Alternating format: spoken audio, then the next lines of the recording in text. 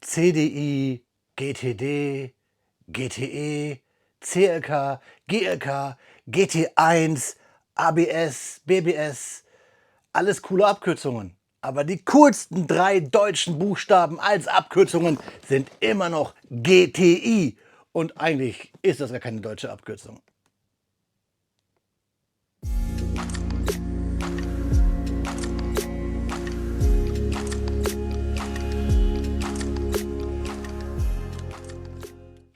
Willkommen im Autozentrum Noppenklötzchenscheune.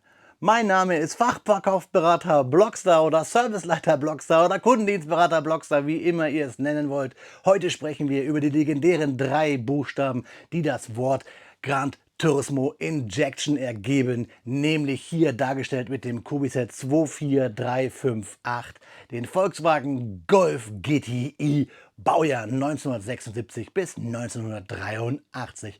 Und wir sprechen nicht nur über diese Abkürzung, wir sprechen auch nicht nur darüber, was ein französischer Automobilkonzern damit noch zu tun hat. Wir sprechen auch über das berühmte Karo-Muster und vielleicht kann ich euch heute sogar noch mal ein paar intime Blicke in das Autohausleben vom lieben Blockstar geben. Aber zuerst, wie immer, geht's in die Werkstatt, hier auf die Hebebühne, die ich Bautisch nenne. Und dann schauen wir uns den Inhalt dieses Kartons, der offiziell von Volkswagen lizenziert ist, genauer an.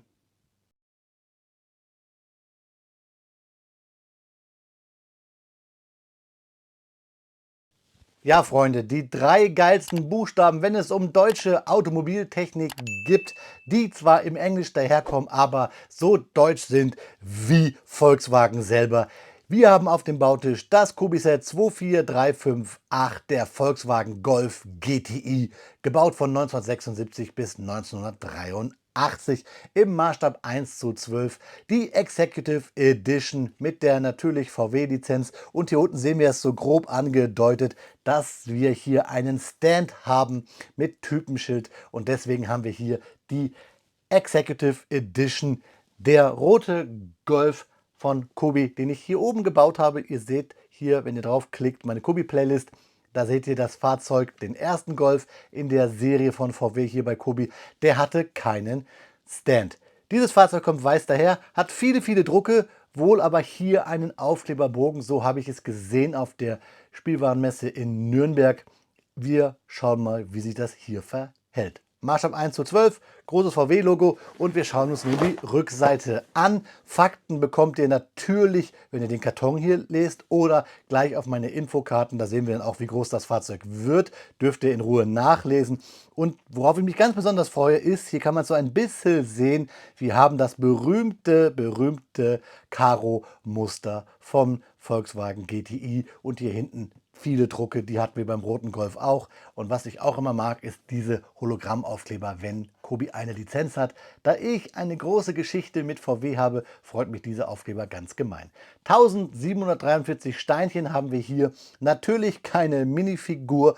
Das wäre auch echt krass, wenn Kobi hier eine Minifigur im Maßstab 1:12 hätte, aber ich freue mich hier, diese Ikone jetzt mit euch zu bauen. Bevor wir das aber bauen, das Fahrzeug, müssen wir einmal gucken, ob unser kleiner Rabbit, denn so wurde der Golf hier auch genannt, wirklich hüpfen und fliegen kann, denn wir wollen ja wissen, was sich hier im Karton verbirgt. Haltet euch die Ohren zu, bei mir scheppert es immer ganz gewaltig, wenn der Inhalt auf den Kartonboden knallt, wenn er hier auf meinen Tisch knallt. 6 Bautüten, 2 Anleitungen, einige Plates und ein schwarzer Teiletrenner, der schon Angst hatte, der sich aus dem Bild mogeln wollte. Aber nein, dich brauchen wir heute. All das finden wir im Kobi-Set 24358. Wie gesagt, 6 Tüten. Hier sehen wir sie: 6, 5, 4, 3, 2, 1. Einige Plates für den Stand. Ich habe es euch gesagt, eine große schwarze 16x16er Plate.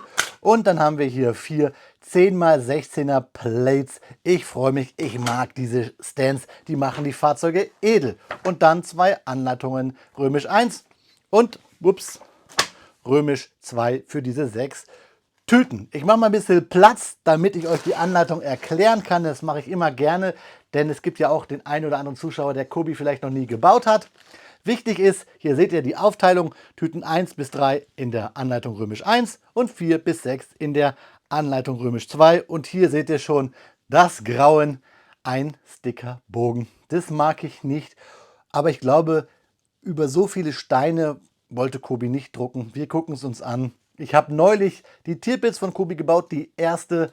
Das hat keinen Spaß gemacht. Dürft ihr gerne mal hier oben auf dem i auf der Kobi Playlist von meinem YouTube-Kanal nachschauen. Wir haben eine große Legende, schaut sie euch an. Gerade hier, wo wir viel Schwarz, viel Weiß haben, kommt es darauf an, dass wir immer den richtigen Stein benutzen, denn Kobi hat ähnliche Steine in der Funktion, oft nur eine andere Wölbung, ein anderer Winkel. Deswegen guckt nach. Hier sehen wir auch zum Beispiel zwei Achsen mit unterschiedlichen Längen. Also da immer drauf achten, denn auch ich verbaue mich da oft, weil ich denke, ach ja, kenne ich ja. Und dann sehe ich, ah nee, sind doch drei verschiedene Steine.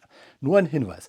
Wir haben hier das neuere Anleitungsdesign, dieses schlichte mit einfach nur einer leichten Untertrennung. Wir fangen mit der Bautüte 1 an, das habe ich euch gerade erklärt, und der aktuelle Baustep ist immer der farbliche. Diese Rechtecke sagen uns, welche Steine wir in welcher Anzahl brauchen, und die roten Pfeile, manchmal auch kleine dünne schwarze Pfeile, weisen uns den Weg, beziehungsweise gibt es oft auch so kleine extra Fenster zum Erklären. Wir haben ab und zu Anlegehilfen, die suche ich mal eben gerade, da sehen wir schon eine, da wissen wir, wir brauchen nicht die Noppen zählen, sondern legen einfach unser kleines Flieschen an und wissen, aha, wir haben hier eine 1x2 Flat-Tile, eine kleine Fliese, die wir benutzen, und so zieht sich das durch. Und fertig sind wir dann nach der Werbung. Oh, ich freue mich auf die großen Bullis.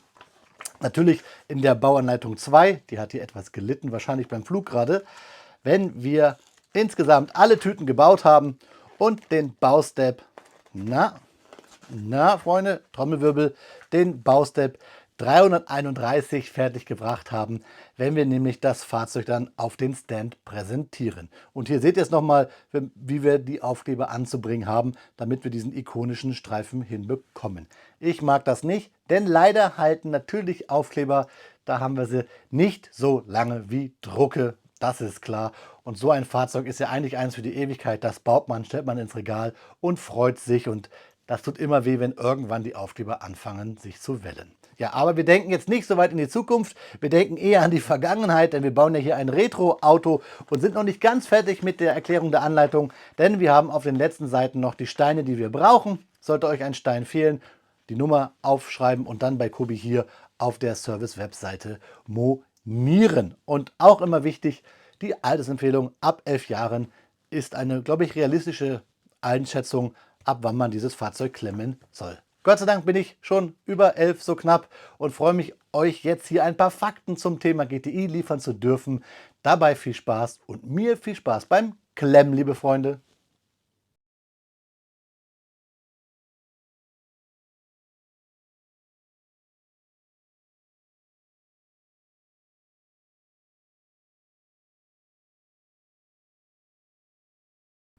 Speedbildzeit ist Faktenzeit. Heute schauen wir uns eine absolute Legende aus Wolfsburg an, den Volkswagen Golf GTI. Seit fast 5 Jahrzehnten begeistert er Autofans rund um den Globus. GTI, das steht für Gran Turismo Injection. Und wer das einmal gehört hat, weiß, jetzt wird sportlich. Aber bevor wir in die Fakten eintauchen, wusstet ihr, dass es eigentlich gar keinen GTI hätte geben sollen? In den 70er Jahren tüftelten ein paar Volkswagen-Ingenieure heimlich an einem sportlichen Golf. Der Vorstand wusste Anfang nichts davon. Erst als das fertige Auto über den Hof fuhr und alle dachten, wow, was ist das denn für eine geile Karre, war klar, das Ding muss gebaut werden. Im Jahr 1976 war es dann soweit. Der erste Golf GTI kam auf den Markt. Weltpremiere war 1975. Ursprünglich sollten nur 5000 Stück gebaut werden. Einfach, um die Entwicklungskosten wieder reinzuholen. Doch dann ging alles ganz anders und die Nachfrage nach dem Fahrzeug durch die Decke. Heute sind es weltweit über 2,5 Millionen GTIs. Das ist doch der Wahnsinn, oder? Der allererste GTI hatte ein 1,7 Liter Triebwerk mit mechanischer Einspritzung und 107 Pferdestärken. Klingt heute wenig, war damals aber eine echte Kampfansage. Das Leichtgewicht schoss in unter 10 Sekunden auf 100 Kilometer pro Stunde. Und die Optik? Karositze, roter Rand am Kühlergrill, Golfball-Schaltknauf, ein Klassiker war geboren. Mit jeder neuen Golf-Generation kam natürlich auch ein frischer GTI dazu. Mal mit mehr Leistung, mal mit mehr Technik, aber immer mit Herz. In den 90er Jahren wurde sogar ein Sechszylinder eingebaut. der VR6 mit satten 176 PS. Das war schon fast Oberklasse-Feeling im Kompaktformat. Und wenn ich das Wort VR6 höre, da denke ich an grandiose Fahrzeuge mit diesem Motor, ob es der T4 VR6 war oder zum Beispiel auch der Recaro. Ein Funfact am Rande. Der GTI war nicht nur auf der Straße beliebt, auch auf der Leinwand. In unzähligen Filmen und Serien tauchte er auf, als Symbol für den coolen, sportlichen Typ, der weiß, was er will. Und in der Tuning-Szene wurde der GTI zur Ikone. Tiefer, breiter, härter, lauter. Der GTI konnte beides. Understatement und Showcar. Heute fahren wir den Golf GTI in der 8. Generation. 2,0 Liter Hubraum, Turboaufladung, 244 Pferdestärken, dazu ein 7-Gang-Doppelkupplungsgetriebe DSG. Er sprintet in unter 6,5 Sekunden von 0 auf 100 und bleibt dabei immer typisch GTI, sportlich, aber nicht prollig. Doch es gibt ja noch einen anderen berühmten GTI, über den müssen wir auch reden, und zwar aus Frankreich. Ja genau, der Peugeot 205 GTI. Ihr Kenner wisst es. In den 80er Jahren und frühen 90ern galt er als einer der schärfsten Konkurrenten des Golf GTI. Leicht, bissig, agil. Viele sagen sogar, der Peugeot war der fahraktivere GTI von beiden. Heute sind beide Modelle auf jeden Fall Kult. Team Wolfsburg oder Team Frankreich? Das wäre doch mal eine Frage an euch Petrolheads, wenn ihr welche seid. Zu welchem Team gehört ihr? Aber kommen wir mal zurück zum Golf. Besonders beliebt war übrigens der GTI der 7. Generation. Ab dem Jahr 2013 mit bis zu 260 Pferdestärken im Clubsportmodell wurde der GTI zum Kurvenräuber mit Seriencharakter. Und der Klang knackig, sportlich, aber nicht zu übertrieben. Genauso wie, ich habe es vorhin schon mal euch erzählt, es eigentlich sein sollte. Was den GTI besonders macht, es ist das Gesamtpaket wahrscheinlich. Sportlich, aber alltagstauglich. Schnell, aber nicht unvernünftig. Kompakt, aber voller Charakter. Und ob jung oder alt, wer GTI fährt, zeigt, ich habe Spaß am Fahren, aber ich brauche keine Show. Nur halt ein gutes Auto. Seit fast 50 Jahren bleibt der GTI seinem Stil treu und genau das macht ihn so einzigartig. Er ist mehr als nur ein sportlicher Golf. Er ist wahrscheinlich ein Lebensgefühl, das Generationen verbindet. Und jetzt nochmal meine Frage an euch. Was seid ihr? Seid ihr Team GTI oder habt ihr vielleicht doch eher das Herz im blau-weiß-roten schlagen und seid Team GTI Peugeot? Oder habt ihr eigentlich eine ganz andere Automarke als euren Favorite? Schreibt es mir gerne wirklich in die Kommentare. Ich möchte das gerne wissen. Und natürlich wollen wir auch wissen, wie hat Kobi jetzt diesen GTI umgesetzt? Ich war vom roten Golf 1 ja eigentlich sehr angetan, auch wenn ich sagen muss, im Nachhinein die ein oder andere Schwäche hatte das Fahrzeug dann ja doch. Aber dann wollen wir uns mal nicht so lange hier selber auf die Folter spannen, sondern wir schnallen unsere Schrotgurte jetzt ab und geben Gas und schauen uns an, was Kobi mit diesem Golf 1 GTI hier uns geboten hat. 5 Stunden und 20 Minuten habe ich gebraucht, bis wir hier unseren Volkswagen Golf GTI, das Kobi-Set 24358, die Executive Edition aus der VW License-Serie im Maßstab 1:12, gebaut aus 1743 Steinchen, euch hier auf den Bautisch präsentieren kann. Und ihr seht, ich habe, weil es einfach sein muss, das kleine 1:35er Exemplar sowie den Golf 1 in Rot und 1:35 und das große Schwesterstück, das wir ein bisschen zum Vergleichen brauchen, die 24359, euch hier mit auf den Bautisch gestellt.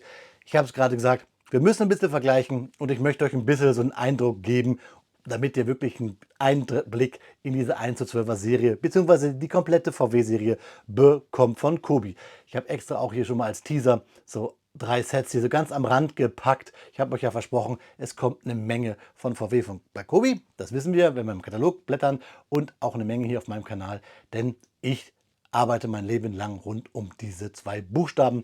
Wolfsburg ist zwar nicht mein Lebensmittelpunkt, aber Arbeitsmittelpunkt, so kann man sagen, dominiert wird der schon auf jeden Fall aus Wolfsburg. So viel nur am Rande, und Rande ist auch das Stichwort. Da oben auf dem i findet ihr meine Kobi-Playlist. Da gibt es Videos zu diesen kleinen Fahrzeugen, zu unseren roten Golf 1 und auch zu den Sets, die ich euch hier antease, wird es Reviews geben. Findet ihr alles oben auf dem i auf meiner Kobi-Playlist. Ja, 5,5 Stunden quasi, habe ich fast gesagt, also genau genommen 5 Stunden und 20 Minuten. Das ging wahrscheinlich schneller, ich habe es entspannt gemacht, habe nebenbei eine kultige Serie geguckt, die so ein bisschen in den Zeitraum guckt, nämlich oder passte. Das ist nämlich die drei Damen vom Grill. Die fangen auch in den 70ern an und gehen in den 80er, 90er. Eine Kultserie, bin ich mit groß geworden, wobei es nicht ganz stimmt, weil ich bin in den 80ern erst geboren, aber da habe ich sie gesehen und da dachte ich mir, 5 Stunden, da kriegt man ein paar Folgen von den drei Damen vom Grill weg und um Grill reden wir hier auch irgendwie. Lasst mich dieses Wortspiel mal ruhig platzieren. Also 5 Stunden 20 Minuten und es wäre schneller gegangen,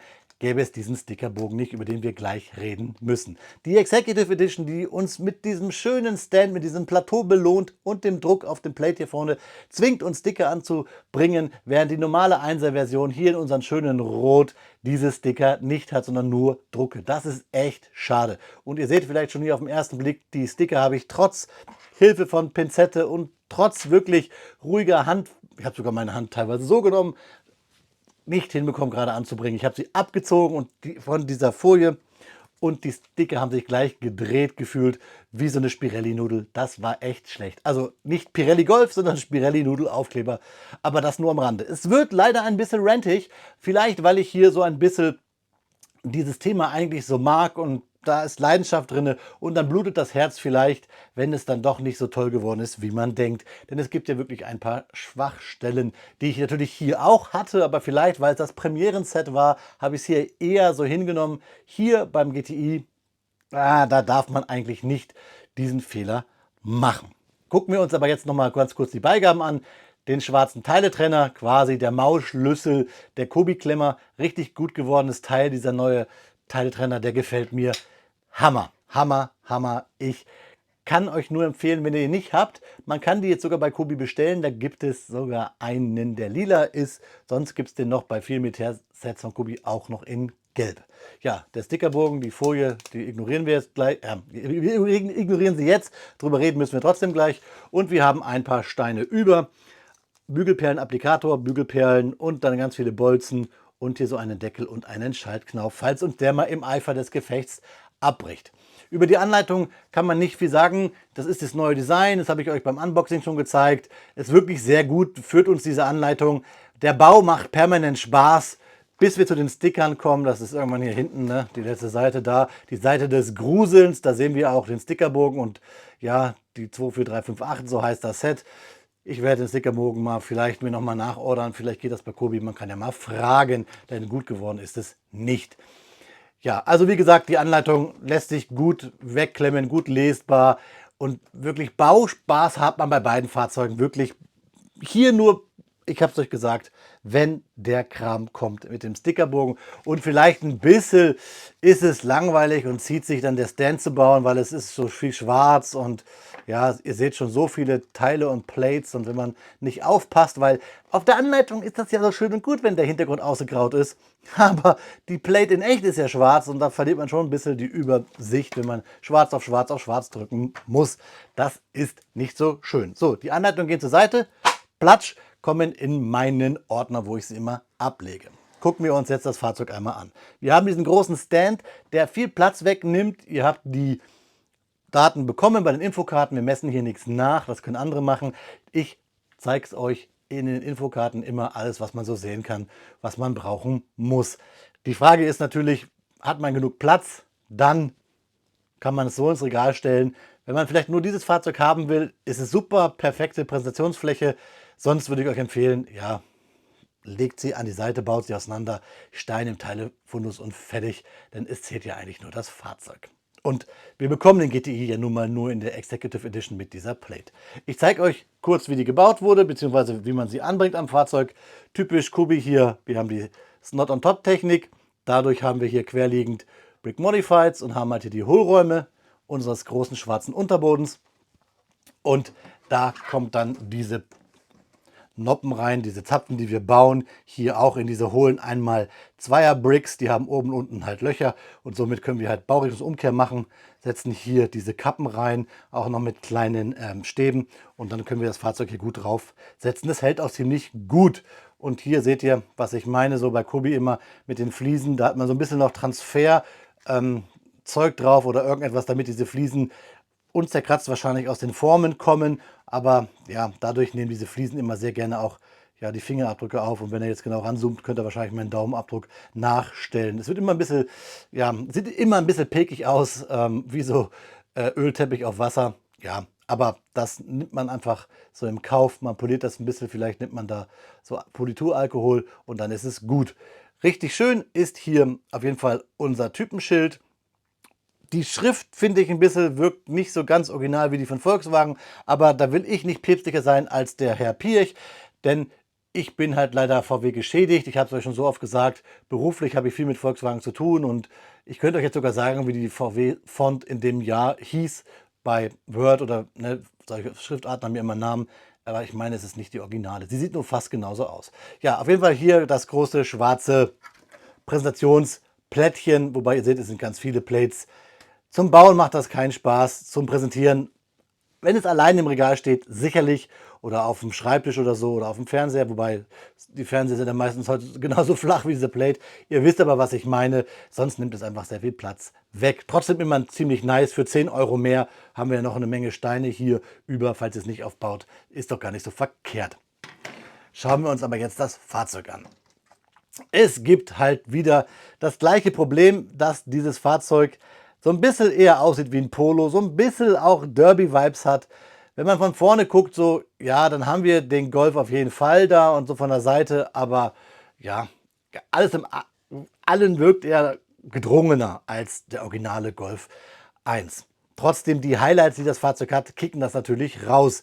Hier die Spoilerlippe, natürlich das gedruckte Schild, so wie wir es kennen. Dann hier die Doppelscheinwerfer, die roten Markierungen als Absetzungen, die sind cool. Generell gibt es ja sehr viele Drucke, hier oben ja auch die Lüftung, sage ich mal, oder auch das Armaturenbrett und das typische Karo-Muster, da kommen wir gleich noch drauf.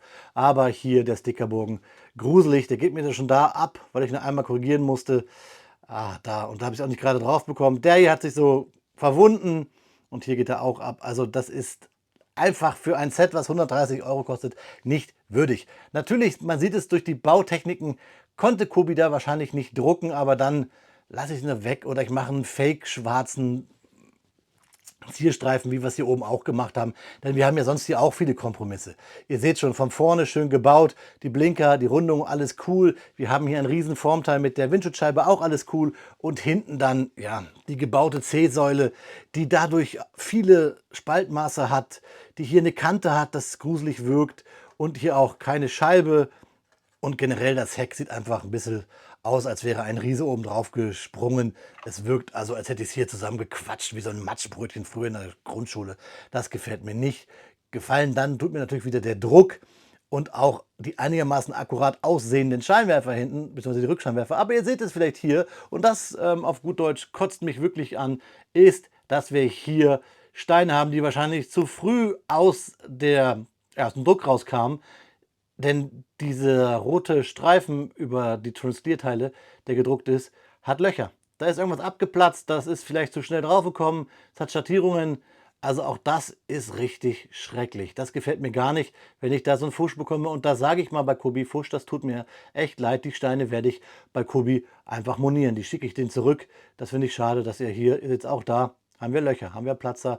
Und das finde ich halt schade. Sonst hier unten wieder alles schön, auch das Rohr der Abgasanlage, alles cool. Auch die Klappe hier, dass wir sie eigentlich aufmachen können, bloß auch viel zu hoch. Wir haben eine Hutablage, das gefällt mir auch. Die können wir aufmachen, die Klappe hier. Wir haben den Kofferraum, alles schwarz. Die Noppen hier, gut, die irritieren mich ein bisschen, aber es ist wahrscheinlich einfach, damit wir die Hutablage runterklappen können und damit es einigermaßen geht von der Bautechnik. Aber auch hier ja, viel zu monströs, zu blockig wirkt einfach das Heck im Vergleich zu der sonst einigermaßen gut gelungenen Front vorne. Und Highlight natürlich ist hier der Motor. Da ist er. Schön gebaut. Wir haben hier wieder die Dome. Wir haben hier, sehen wir die Lenktechnik, die wir so auch bei dem Golf 1 haben, die mich so ein bisschen an die frühen Techniksets erinnert. Wir haben hier schön den Kühler, den Motor. Sogar Gold hier abgesetzt. Richtig cool. Da haben wir den Deckel, den ich euch gerade gezeigt habe. Also eigentlich der Motor ein Highlight auf jeden Fall, weil er schön gebaut ist. Die Drucke hier ein Highlight. Das Formteil der Windschutzscheibe ist eigentlich ein Highlight, hat aber die gleiche Schwäche wie auch bei diesem Fahrzeug. Klemmt nicht so richtig. Bei dem roten ist es lustigerweise hier. Hier ist es an der Seite, also da kann ich machen, was ich will. Das will einfach nicht halten. Das ist echt schade. Und ja, ich zeige euch auch gerne von der anderen Seite hier den Aufkleber oder das Aufkleber-Desaster. Das gefällt mir nicht. Die Felgen muss ich leider zugeben, da habe ich mich beim letzten Video vertan zum roten Golf 1.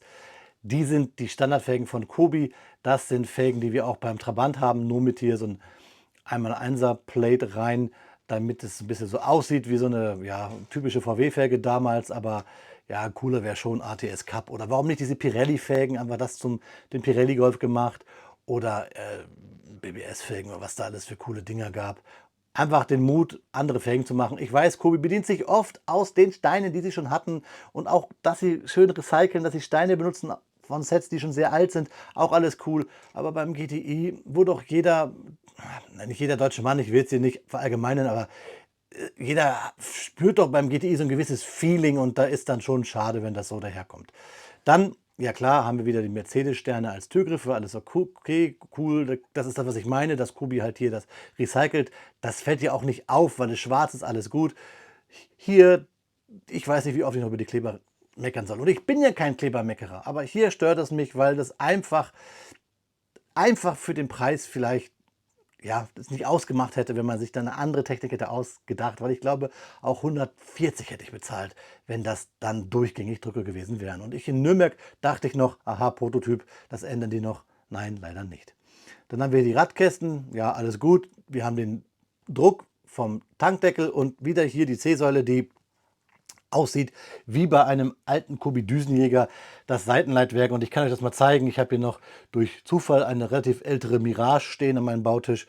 Und da seht ihr, was ich meine. Also das ist so, ja, fast das Gleiche. Und dieses Set ist schon sehr alt. Und vor allen Dingen auch im Vergleich zu hier unseren GTI.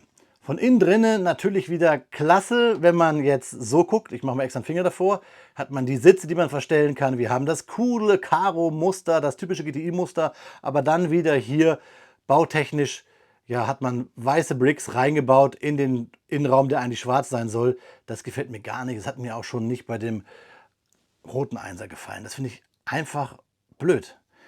Schön aber, dass man hier die Sitze umklappen kann, dass man sie auch nach vorne schieben kann und dass wir hier innen auch auf der Rückbank das Karo-Muster haben. Und von der anderen Seite natürlich ein Highlight ist das Lenkrad mit angedeuteten Spucknapf. Da sehen wir es mit nämlich einer grauen Plate. Wir haben hier, ich versuche es mal ranzuzoomen, ein bisschen das Armaturenbrett. Da sieht man es auch mit Radio, Drehzahlmesser und so weiter. Ein schöner Druck, das ist cool. Aber dass wir hier wieder so durchgebaut haben und nicht versucht haben, hier irgendwie das Schwarz komplett zu bauen, gerade oder wenigstens schräg oder wie auch immer, das geht mir nicht in den Kopf. Denn Kobi kann das eigentlich. Die Ingenieure von Kobi können das. Natürlich geht hier die Lenkung, das ist klar. Und ja, ihr seht, da ist eine Round-Tile in Light Bluish Gray, würde ich mal sagen, drauf gedruckt, beziehungsweise drauf gedrückt von mir.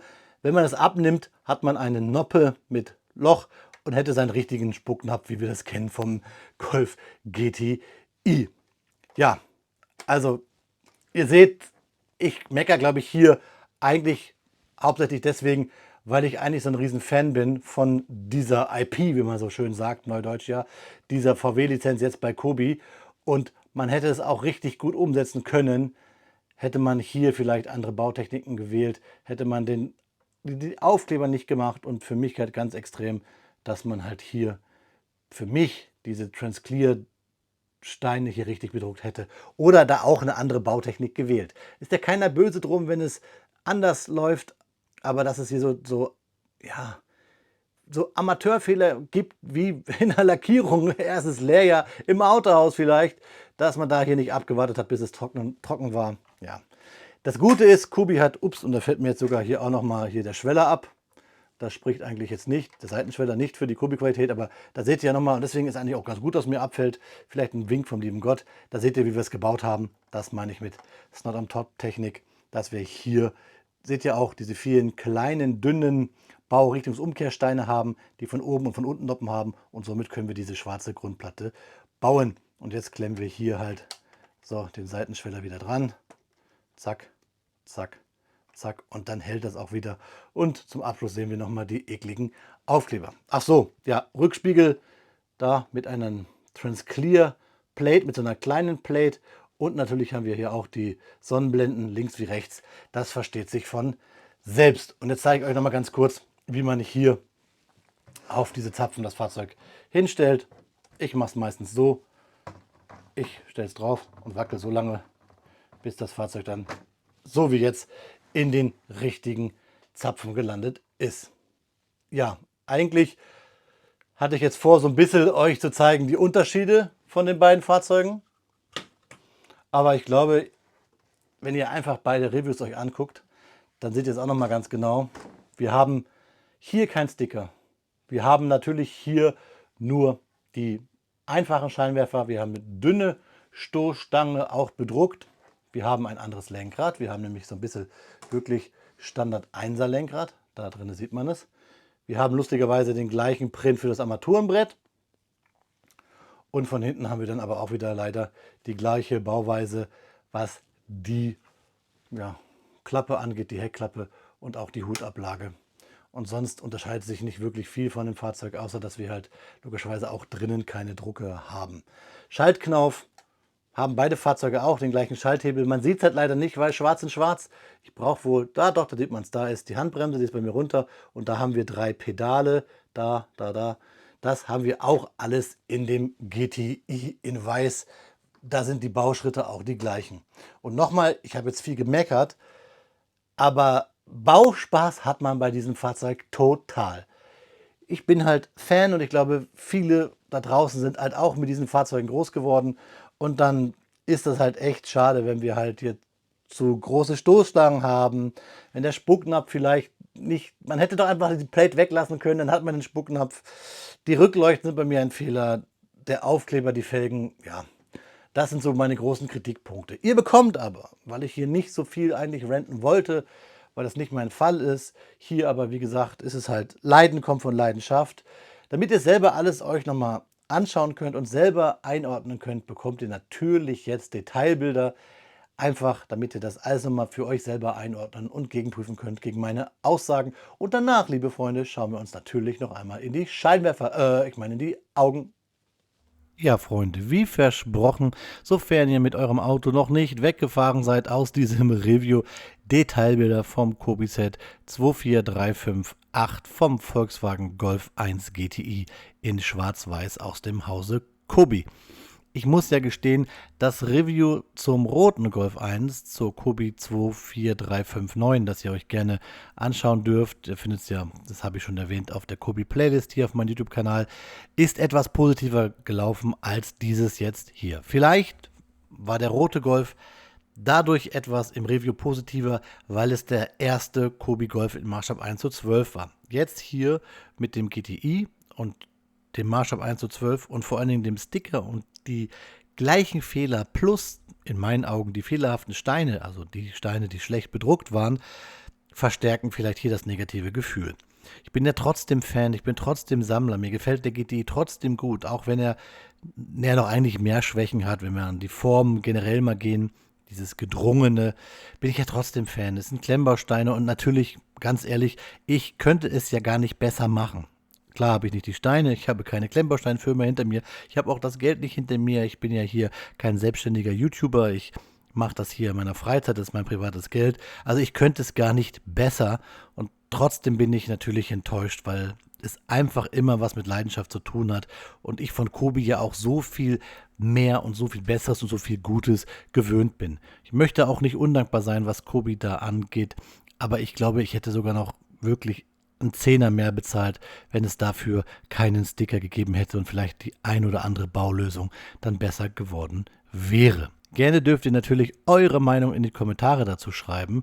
Meine ist halt einfach, dass für die Steineanzahl der Preis mit einer Lizenz noch in Ordnung geht und gerade bei einer Executive Edition mit dieser Plate, glaube ich, ist das noch in Ordnung, aber trotzdem ist es am Ende des Tages eine Menge Geld und dann möchte man ja schon, wenigstens in meinem Fall, dass die Steine auch keine falschen Drucke haben. Oder? Schreibt mir eure Meinung gerne mal in die Kommentare.